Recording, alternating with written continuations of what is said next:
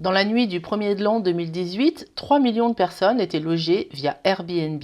En 10 ans, la plateforme s'est implantée dans 191 pays et propose presque 5 millions d'annonces d'hébergement touristique, ce qui en fait le premier site au monde dans ce secteur. Paris arrive en haut du podium avec plus de 60 000 annonces actives. En Europe, la capitale française est suivie par Londres, Berlin et Rome.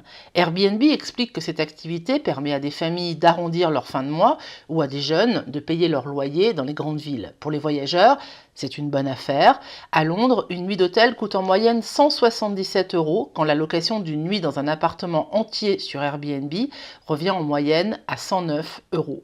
Mais on est loin de l'économie dite du partage des débuts d'Airbnb où l'on était accueilli chez l'habitant. Les hôtes de la plateforme se professionnalisent. À Paris, 87% des annonces concernent la location d'un appartement entier. Cette proportion est de 80% à Amsterdam ou de 74% à Lisbonne. Autre indice, une même personne peut louer plusieurs logements. À Milan, plus d'un appartement entier sur 3 est proposé par un multiloueur. Et c'est carrément 2 appartements sur 3 à Lisbonne. Conséquence, Airbnb grignote le marché de la location de long terme et peut faire monter le prix des loyers. À New York, une étude a montré que dans le quartier branché de Chelsea, à Manhattan, Airbnb a fait grimper les prix des loyers de 21,6% entre 2009 et 2016.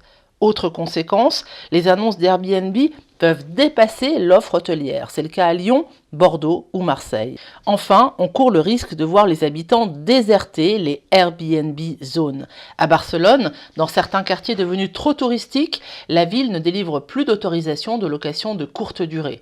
Et 76 inspecteurs débusquent les locations illégales.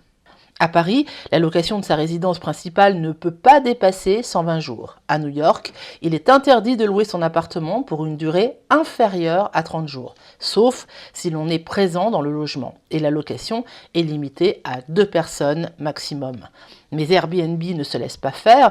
La plateforme américaine qui veut grossir et entrer en bourse fait aussi du lobbying à Bruxelles pour que la directive européenne de e-commerce ne l'oblige pas à retirer du site les annonces illégales. C'est un vrai bras de fer qui se joue entre les villes et Airbnb.